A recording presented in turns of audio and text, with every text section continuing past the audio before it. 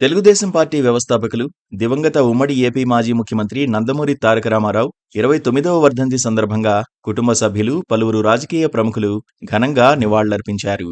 హైదరాబాద్ ఎన్టీఆర్ ఘాటుకు చేరుకుని నందమూరి, నారా కుటుంబ సభ్యులు నివాళులర్పించారు. నందమూరి బాలకృష్ణ, రామకృష్ణ, జూనియర్ ఎన్టీఆర్, కళ్యాణరామ్, ఇతర కుటుంబ సభ్యులు పుష్పాంజలి ఘటించారు. ఎన్టీఆర్ ఘాటు వద్ద నివాళి అర్పించిన లక్ష్మీపార్వతి సంచలన కామెంట్స్ చేశారు. ఎన్టీఆర్ మరణానంతరం కూడా గత 30 ఏళ్లుగా తనపై జరుగుతున్న కుట్రలకు వ్యతిరేకంగా పోరాటం చేస్తున్నానని అన్నారు. ఇప్పటికీ కూడా అవే అబద్ధాలాడుతూ తన జీవితాన్ని ఇంకా నాశనం చేయాలని ప్రయత్నిస్తున్నారని ఆరోపించారు. తన భర్త ఎన్టీఆర్ ఎలా చనిపోయారో, ఎన్ని కుతంత్రాలు జరిగాయో తనకు తెలుసునని అన్నారు. తాను చేసిన తప్పేంటో ఇప్పటికీ తెలీదని, అందరి సమక్షంలోనే లక్షలాది మంది ప్రజల మధ్య ప్రకటించి మరీ ఎన్టీఆర్ తనను పెళ్లి చేసుకున్నట్లు ఎమోషనల్ అయ్యారు. ఎన్ని రకాలుగా అవమానాలు ఎదుర్కోవాలో నాకే తెలియట్లా. నేను చేసిన తప్పేంటో ఇప్పటికి కూడా నాకు తెలియదు.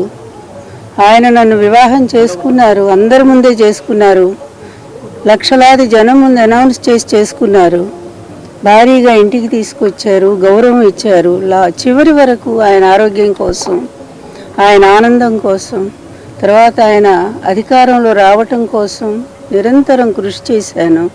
ఒక చిన్న పదవి తీసుకోలేదు, ఒక్క రూపాయి డబ్బు ఆశించలేదు, నిస్వార్థంగానే మిగిలిపోయాను. చివరికి ఆయన వెళ్ళిపోయారు. ఎందుకు వెళ్ళిపోయారో కూడా తెలుసు, ఎన్ని కుతంత్రాలు జరిగాయో. ఆ తర్వాత కూడా వాళ్ళు వదిలిపెట్టకుండా అదే అబద్ధాలను కంటిన్యూ చేస్తూ నా జీవితాన్ని నాశనం చేయడానికి ప్రయత్నం చేస్తూ ఉన్నారు. 29 ఏళ్లుగా ఎన్టీఆర్ దూరమై మనోవేదనకు గురవుతున్నాను.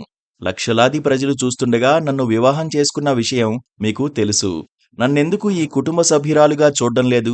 ఎన్టీఆర్ రాజకీయంగా అధికారంలోకి రావడంలో నా వంతు కృషి చేశాను. ఒక్క రూపాయి ఆశించకుండా చివరి వరకు ఆయనకు సేవలు చేశాను. నిన్న నా ఫోన్ నెంబర్ ఎవరో టీడీపీ వాళ్లు సోషల్ మీడియాలో పెట్టారు. నిన్నటి నుండి 1000కి పైగా బెదిరింపు కాల్స్ వస్తున్నాయి. ఎన్ని డిలీట్ చేస్తున్నా ఇంకా ఏగో అన్ని మెసేజ్ కాల్స్ చూడండి. కొన్ని మెసేజ్లు అయితే అంత భయంకరంగా ఉన్నాయి, అవి నేను చూపించలేను. ఈరోజు కూడా నా భర్త పోయిన రోజు, ఈరోజు నిజంగా పుట్టెడు దుఃఖంలో ఉన్నాను నేను. ఎందుకంటే ఈరోజు గుర్తొచ్చినప్పుడల్లా నాకు ఆ రోజు గుర్తు వస్తుంది. జనవరి 17 ఆయన అనుభవించిన మానసిక క్షోభ, ఆయన పడ్డ బాధ, నిజంగా ఆయన గుండె ఎలా ఆగిపోయిందో ఇవన్నీ గుర్తొచ్చి నాకు మనసంతా కలిచి వేస్తుంది. ఎవరు మోస్తారు ఈ బాధని చెప్పండి? ఈ రోజుల్లో ఎవరైనా ఉన్నారా? మీరు అనుకున్నా అనుకోకున్నా నేను మీ అత్తగారిని కదా చంద్రబాబు. ఇలాంటి అవమానం నాకు జరుగుతుంటే ఇలానే చూస్తూ ఉంటారా చంద్రబాబు? ఇన్నేళ్లు డబ్బు ఉన్నా లేకున్నా ఎవరినీ చేయి చాచి అడగలేదు.